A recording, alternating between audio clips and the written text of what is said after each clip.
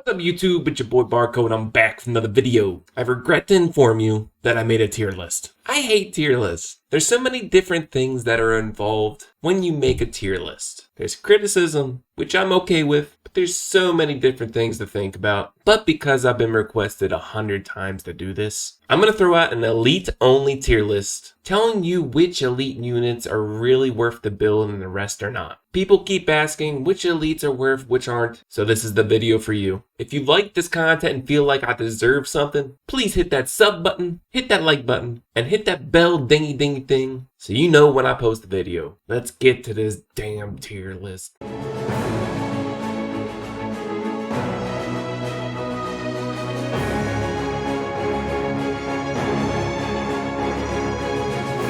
Alright, so here we go. Elites only. What are worth the build and what aren't? I've built pretty much 99% of these elites. I have an elite only account specifically. I know what's working and what's not working, but this tier list is going to be for pretty much free to play and even spenders because some of these units are super good, but it's mainly for free to play. So let's get with the units that you do not want to build. So I'm going to tell you right now, anything A and below, you really don't want to build. There's other units that trump them. I'm ranking them in order of elites, but I'm also thinking about what trumps them as epics. But this will be your true free-to-play tier list to trump them all. So let's start with Barack. This is a complete no. You may think his kit is good, right? He has a big modifier on his ultimate and he does more damage when he's stealth. He has a bonus attack if the enemy's under 50%. He has a defense break. And every attack has a chance to get him in stealth. But the problem is his ultimate is the one that does more damage when he's stealth. And you don't start the battle as stealth. And this is an auto game for the most part. And for as much AoEs in the game, that's a no. Next is the Ice Troll Mulago, and he is a definite no as well. He gets trumped by Celine, he gets trumped by Nat, which we get for free now. His base stats suck. You also get Mila for free, so he's a no for sure. And trust me, I built him for Ash on my Elite Only account, and I'm scared to 6 him, but I will at some point. But he's a no.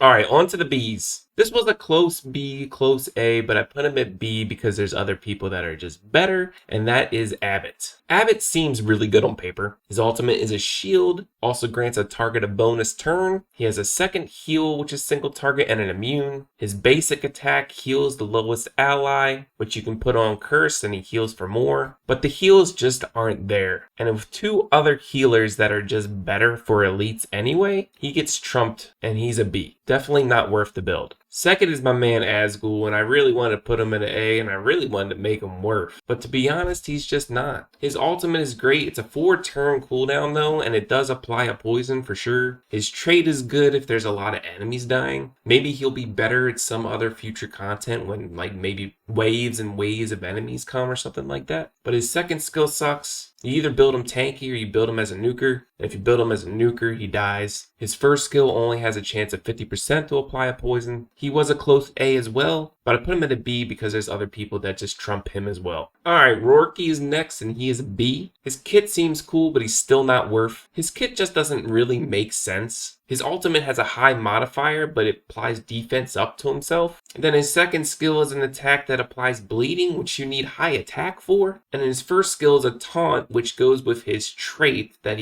every time he gets hit, he heals for 10% of his max health. So he's technically like a bruiser, but the kit is just weird altogether. Definitely not worth the build, especially when there's a way better water tank you can use. Alright, next is my boy Rajago. All these guys are my boys, right? I don't know. Rajago is a B as well. I do like his kit, but there's just other elites and even epics that trump him. His second skill, which is a passive, which is like applies 100% elemental advantage, sounds really good. He can hit hard, but he's all single target, and his first skill has a taunt. Like his skill set seems like he'd be like a single target nuker for like Ash Dungeon or something. But what are you gonna replace him with? You need AoE to kill off all those ads. Not worth the build.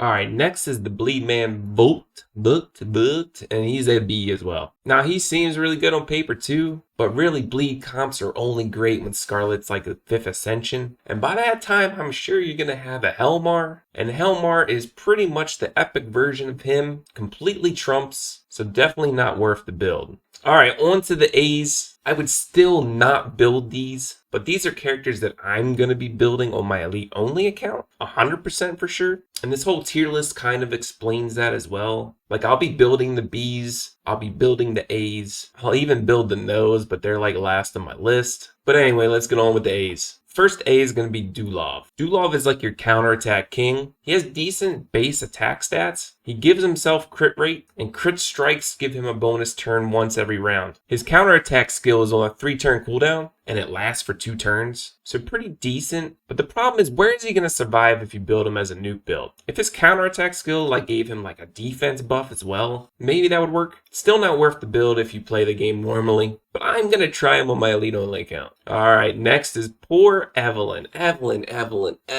You're the main character in the game, right? Your kit is awesome on paper. I built her, she's 6-starred. It just doesn't work. She can put out good damage, but there's another elite that does just better than her. You need a lot of setup for Evelyn. She's good in Tulpa, but places like Gemini, for example, where you have to ramp up that trait to get the 5 stacks of bonus attack, just don't build her. Alright, Freya is an A as well. She seems really good for certain areas, like Witch and Queen, for example. She has a speed down, she has a joint attack with an ally, she has a bleed, she has a heal block, she has a no positive effect block, and her trait applies defense down on all hits. The problem is survivability. All these nukers as elites really need a ton of support. That's Hakrin, that's Joseph, anybody with like defense buffs or shields. And that's the main problem with these elites. 1, they don't do enough damage, and 2, they die really quick. And you'll see that all the SS units and all the S units, which I do recommend to build, they're all built tanky except for 1. Alright, on to the next A, which is Mudos, or Madus. Anyway, he has some potential, especially in Tulpa. I've already started building him. He gives himself an attack buff, does more damage the lower the health he has. He has like a sacrifice life ability too, which does more damage as well when he's lower and below 50%. He's kind of like a single target Valeria. He has a bleed on his first skill too, but he also has life steal and an additional 100% life steal when he's under 50% health. I'm going to be building him because I built someone else that is really good with him, but for everyone else, I don't think he's worth the build. But he's close. All these A's are really close. Alright, next is Kaluk. Now, Kaluk can be really good in certain areas. For example, on a speed team with Queen, straight to the boss, strip the buff, strip the shield. Every time he does a hit, he has a chance, 100% chance to strip a buff. Before accuracy and resistance, of course. His first skill is based off of speed, so he obviously wants to be first anyway to strip any other buffs off of the enemy. He grants himself a shield as a passive when he's under 50% health, but it's based off of the character's max health. I feel like that should be based off his speed since he's already a speed character. And his ultimate does 150% damage, and that's not based off of speed, it's based off of attack. All the skills combined doesn't make sense really. You get a free Kane that can strip buffs. And there's also Victor and Edicris. So many different options you can choose, if you pull it obviously in RNG. Alright, next up are 2 AoE characters that are, they're not bad to build at all. But for you guys, we get free epic characters that just trump these 2. And they are Celine and Zachary as A's. Don't get me wrong, they are decent. I have them both, I have them built. But the problem is there's just people that trump them. We get Natalia for free, we get Zatlux for free. Natalia beats all water and fire element. Zatlux beats all water and wood. So those 2 combined, you really don't need anything else. They tried to buff Celine and Zachary both, but on my main account, I hardly use Zachary anymore. I got Natalia, I got Evira. I just pulled 2 Valerias in like the last 5 single summons. Obviously, it all depends on what your account pulls for you, because since we get Zatlux for free and Natalia for free, those are really the only 2 you need. Alright, next on A list is Maluk. Now, Maluk has a really cool kit. He was nerfed to the ground. He's super easy to build for like a crit damage build, but his passive can only trigger once every 2 rounds. And even on Cursed, it's still not worth it. There's just other people that are better. Alright, next on A list is Tuzago. I was going to use Tuzago in my Queen team because he would have the highest attack. He would get the stun beam from the Queen. his passive automatically removes that and gives him a bonus turn. But there's one elite that trumps him because the damage isn't that good from him. His ultimate stuns, which is only really useful on ads and elites, not any bosses. He does have an attack down, but it's a 50% chance. And his trait does have a chance to reduce damage coming in. It's only a 50% chance and reduces half of the damage. When I make him 60, it's going to be interesting to see what he can do. But there's somebody that's way easier to build, and you'll see that soon. Next, another A. Not worth for you to build, but for me, I will, and that's Vidar. Currently, the problem with Vidar is he has a really cool kit, but you have to build him as a really like a nuker because his skills are based off of attack, but they really want to make him like a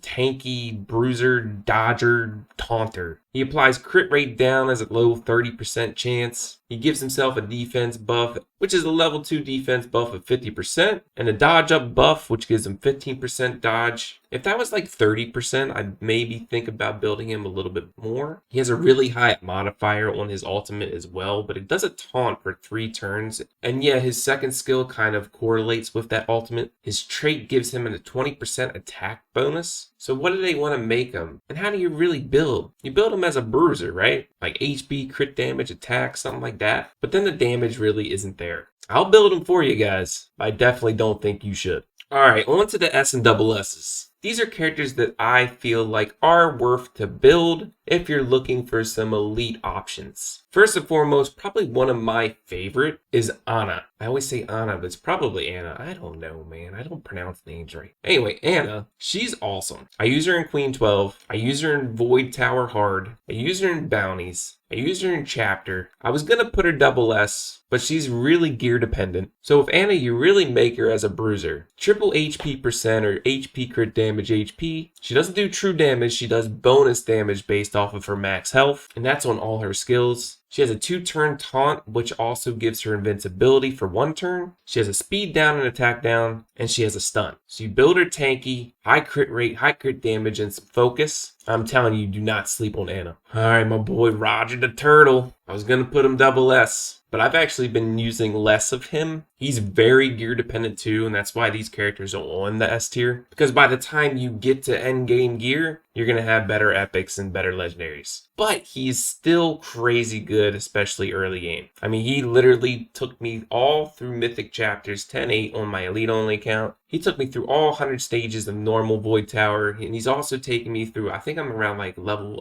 stage 40 on hard Void Tower. These are on my Elite Only account, obviously. But the sustain he has, and it's easy to build, just like triple Terra with HP percent all over. Does good damage on his trait. His ultimate does good damage, and he's got a lot of sustain. Alright, CC S tier, definitely worth the build. You don't see a lot of her. I have her built. I have future videos of her coming. And she's even good with epic and legendary characters. She's like a manual queen. But if you can manually farm like stage 12s and you want to kill something as quick as possible, use her ultimate on your highest nuker and reap in the rewards. Alright, next is Elson on the S tier. Now, I put him as an S tier because he's probably the best single target nuker on the elite sides anyway. He is literally my only squishy nuker on this whole list that's worth the build. But still, in like a full free-to-play account where you're using epics and legendaries, I almost took him down to an A for you not to build. So Elson is this type of hero where like if you don't have any other single target nuker that's fire, and you really need a fire character, you can build Elson. But he's really like on the border of S and A, but I'm putting him at an S. And only because of his true damage and the amount of bonus attacks he can do. Alright, next is Marion. S tier, definitely worth to build, in my opinion. Remember, these are tier lists and I hate them. But she is worth the build. I currently have her on a bruiser build. I'm autoing hard Void Tower with her in my team, and it's working. I also switch her out and put her as a nuker sometimes and put her in Tulpa, which is working. Defense break on her main skill, 25%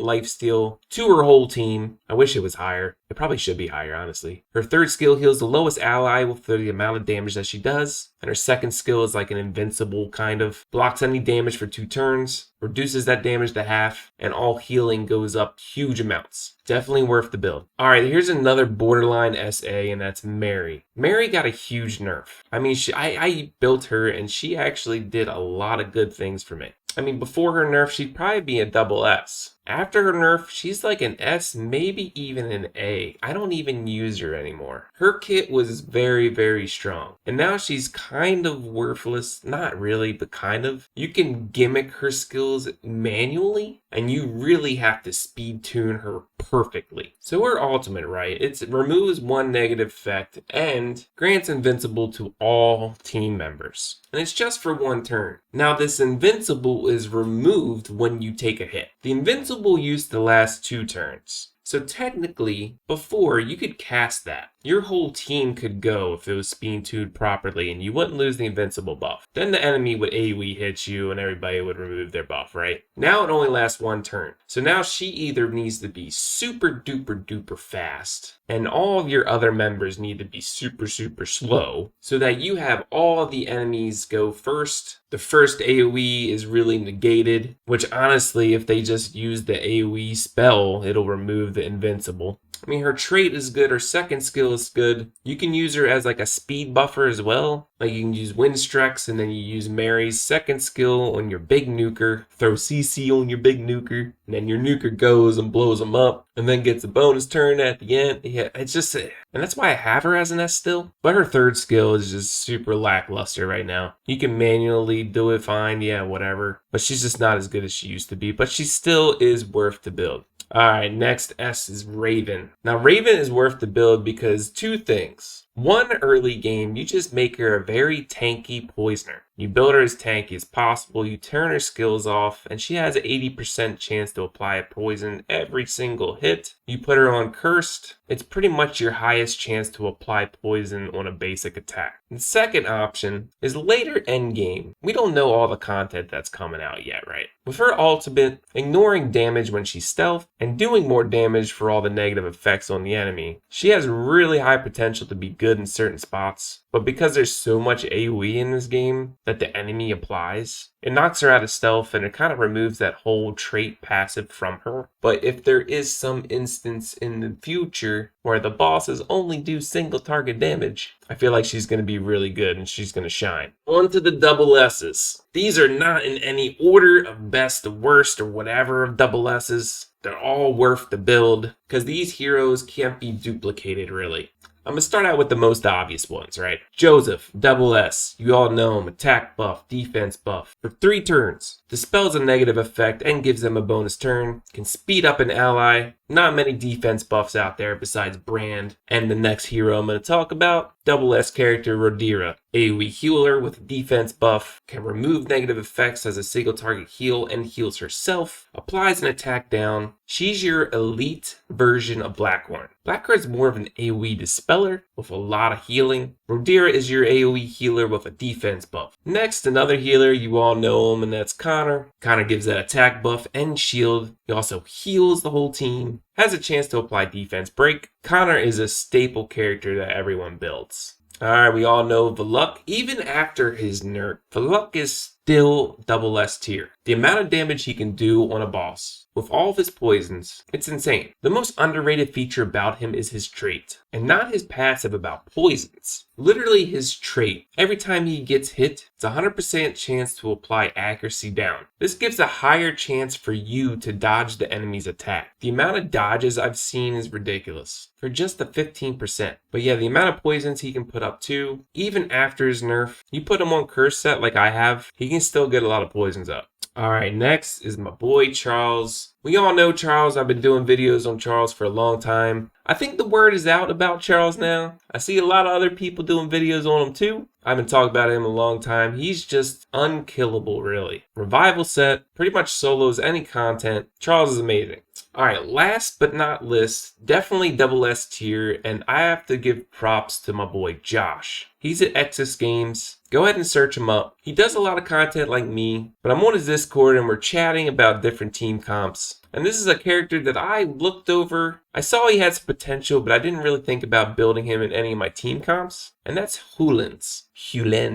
Alright, so this boy, he's a huge support. You build him tanky, and he's going to help you speed clear a lot of different things. Which in my opinion includes Queen, Witch, some bounties, some Void Tower, even Mythic Chapter 10-8. I think a lot of people dismiss him because of his ultimate. Deals 150% damage to an enemy and duplicates all negative effects impacted them on a random target. Yeah, that sounds good, but in the content that we have, it's not really worth it. Luckily, it's on a 5-turn cooldown, so it really doesn't matter too much. You put him on a curse set and make him tanky. He will cast that every 5 turns, but then you use his second skill, which is a poison for 2 turns. That's on a 3-turn cooldown, which is nice. That's just piece of the cake. His first skill has an 80% chance to apply heal block. This is amazing for Queen, especially if you put him on cursed. And then his trait will block positive effects. 100% chance every attack. This blocks shields. Queen, Witch, you can ignore the ads and go straight for the boss. But I just want to give a shout out for Josh because he's the one that kind of brought him to my attention, but he's definitely worth the build. But there you have it. There's my tier list. I hate tier lists, but I did it anyway. My last video for the Affix My Account series, that literally has blown up and I have a lot of requests. So that is awesome. I am glad to help. Just be patient until I get to your turn. But if you feel like you agree with this tier list and you feel like I deserve something special, like a hug, just hit the sub button, hit the like button, hit that dingy dingy thing. I'll see you in the next one. Peace.